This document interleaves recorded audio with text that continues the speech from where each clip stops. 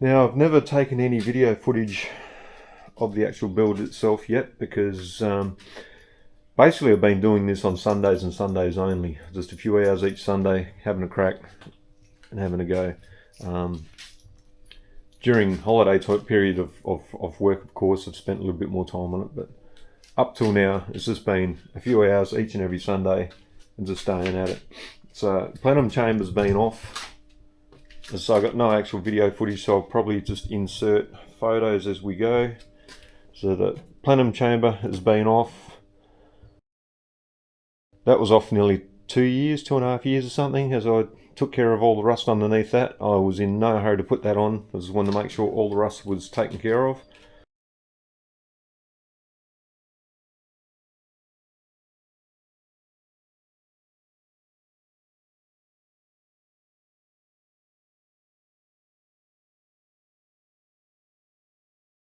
And of course, in that time of being coated with light coatings, you had to go and repeat and have another go at times. So anyway, plenum chamber's been off. Everything's taken care of underneath that. It's got a very heavy coat of paint, 2-pack paint. Can't really see it in here underneath it, so hopefully that's cured, hopefully. Dash, of course, would have been out, as you might imagine. The whole dashboard, I've done what I can do with the dashboard, with what I've got.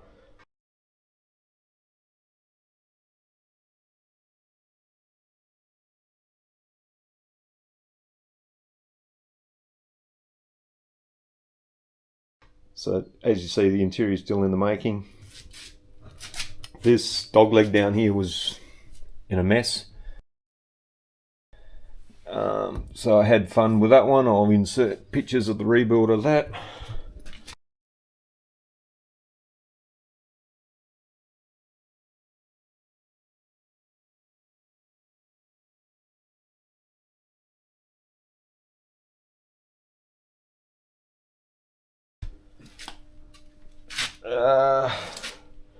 The whole front end, I've had the whole K-frame out, rebuilt the whole thing. It's gone back in.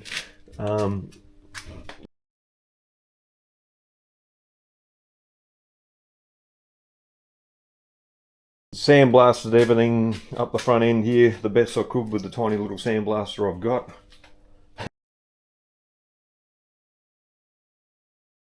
Hours and hours and hours and lots of patience doing that. Again, all under 2-pack.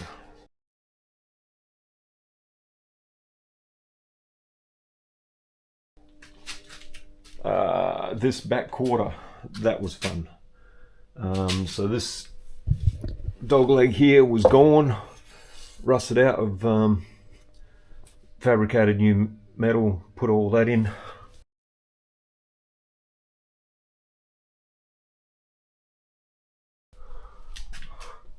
This was all rusted out under here. That's been redone.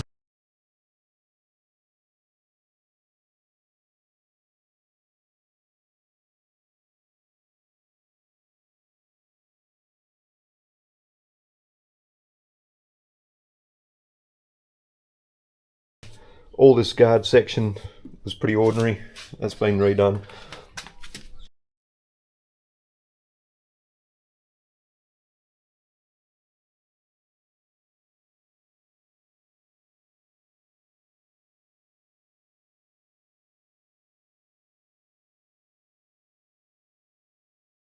This quarter panel down here, yep, pretty ordinary.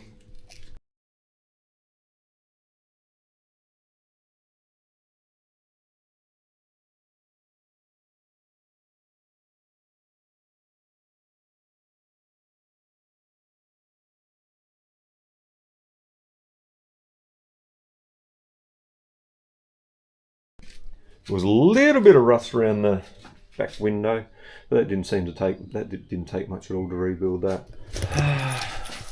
Very hard in here. I should have actually opened up the door and thrown it outside, but so we'll do that when the world wakens up a little bit and we'll get a little bit more noise.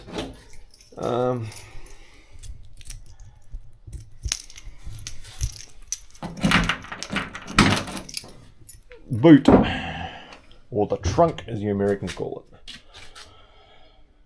Spare tyre well, yeah, that was a mess, so I've made a new section, welded that in.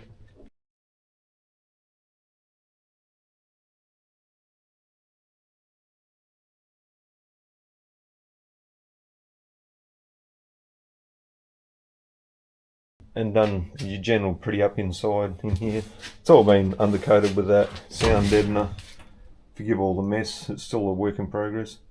But it's all been undercoated with that sound deadener pretty heavily before I went over that with the 2-pack paint.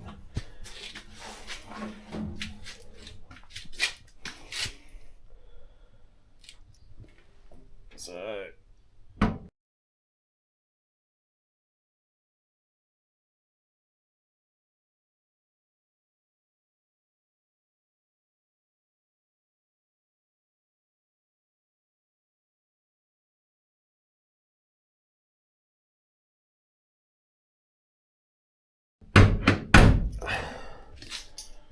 passenger side was very similar to the driver's side as far as all the rust zones go.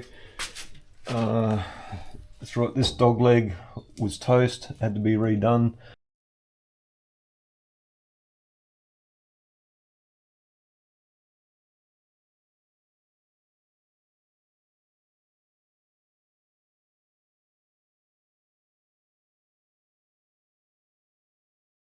This guard was actually surprisingly good, so that stayed in. The quarter panel, no, that was rusted out. Had to do something about down the bottom there, like where most Valiants go.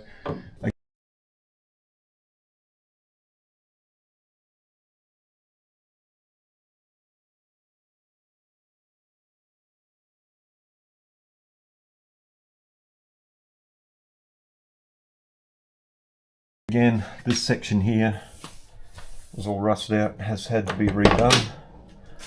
Don't know if you can see any evidence.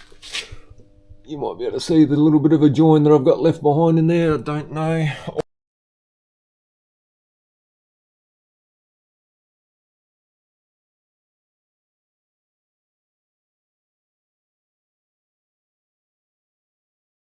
All doors have been back to bare metal. In fact, well, the whole car's been back to bare metal. As I say, I'll chuck in pictures where I can.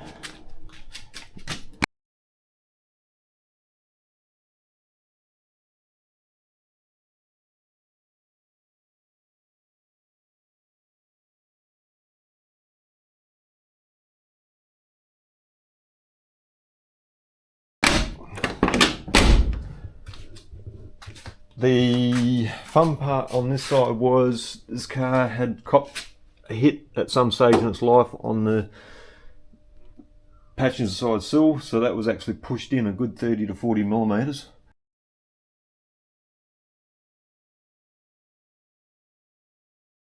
I got inventive in the yard, rigged it all up and used a couple of load binders and pulled all that back out straight again, so managed to get that within about 3 millimeters.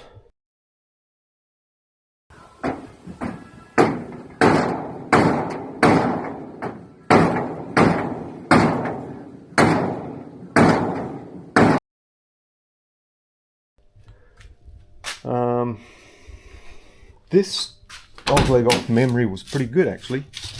Yeah, all that was pretty good inside there. However, there was quite a rust issue up through this corner. Yeah, this one was chewed out pretty badly and there was a fair bit of rust coming down this area here, so there's been a lot of rebuild work in through there.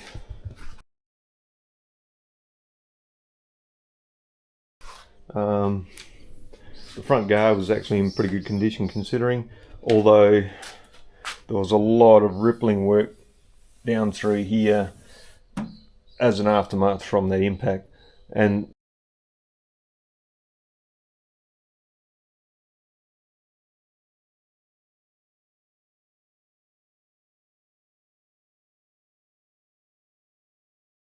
I will add that this door is obviously off a different car, So I did have fun and games trying to line this door back up again, and it's still not quite right. I don't think it'll ever be quite right, considering the fact, like I say, this door was off another car and it had that wall up on that side. Did make a whole new sill panel. It's not perfect, but hey, it is what it is.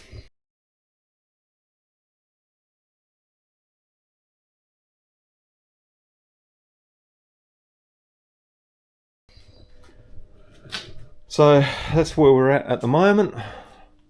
Hopefully I can make sense of all this and put enough slides in to give everyone the picture of what's going on.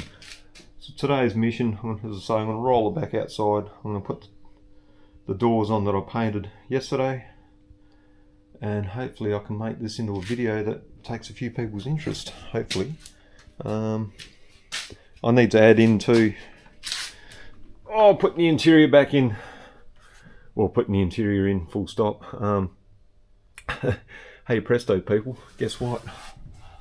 I'm so proud because that 8-track player actually works and it's staying in here. I was going to try and put a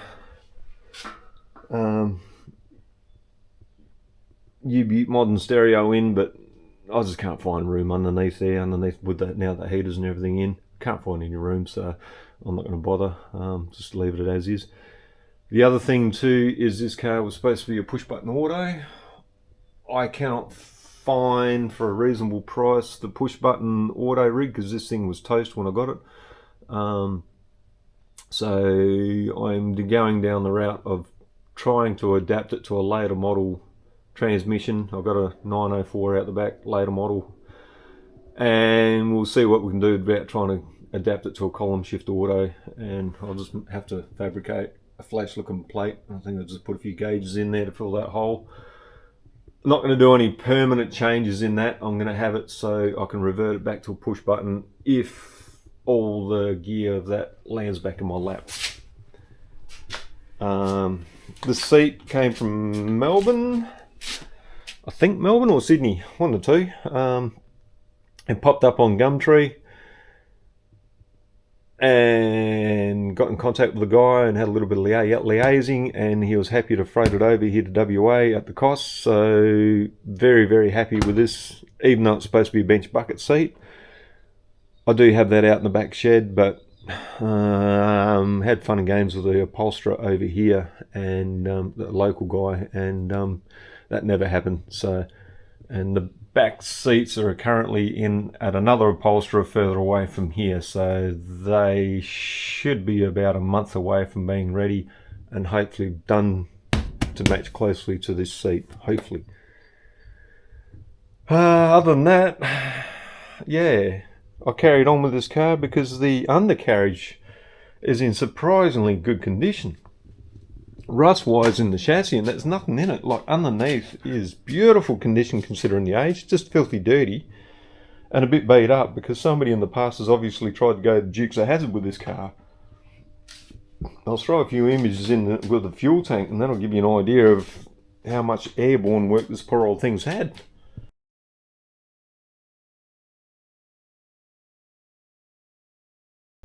So she's had a really, really rough life, poor old girl. But I came to the conclusion it is way too good to use it as a parts donor or anything like that. And the other one is, every single one of these things that we use as parts donors is one less that's ever going to get back on the road again. So I said to myself, no, bugger it, let's have a go. If biggest thing I've got to lose is failing, but at least if I have a crack, I can rest assured that I give it my best go and try to rescue it. So yeah, as I say, absolute shoestring budget. I'll tell you what it's not going to be. It will never be a street machine. I've got no intentions of doing that. It will never be a show car. I've got no intentions of that. Don't even talk to me about these fuel injected idea of engines. I'm just not interested in them whatsoever. It will not put a V8 in it. I'm just going to run the original Slant 6, and I'm going to run this thing as close to a standard as I possibly can with the budget of nothing that I've got. Because I'll keep highlighting, this thing has been done on the cheap.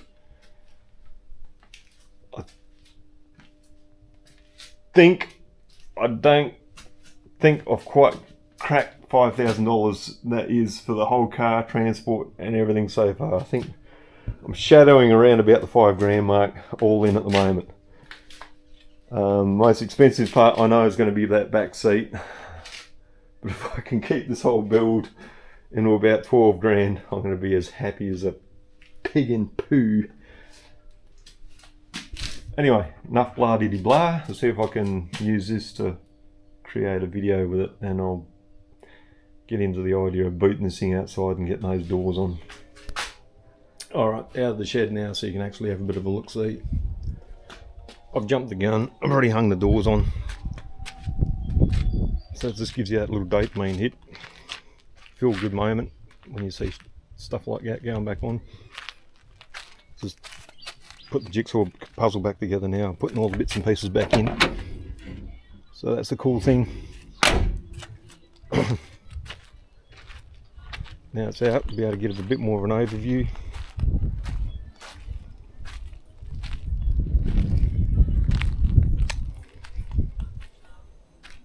The idea is where the bulk of the work's been undertaken. A lot of the work in here. So I have not exactly had space on my side. Forgot to mention before too, this nose cone. Oh, I'm not going to see it in the darkness here. That nose cone was a hell of a mess.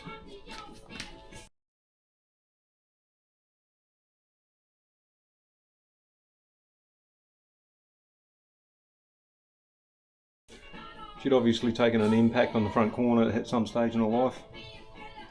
That was not a very nice thing, that front apron.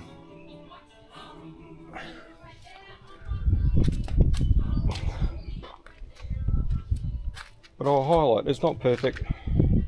Like, there's mixed, doors don't line up absolutely perfectly. There's flaws in it when you look for them. But like I say, I don't want a street machine. I want a car that I can get in and drive anywhere. The goal is to take this across the Nullarbor and up the Stuart Highway. The goal is to travel all kinds of crazy places and showcase a bunch of videos of them. So just road trips.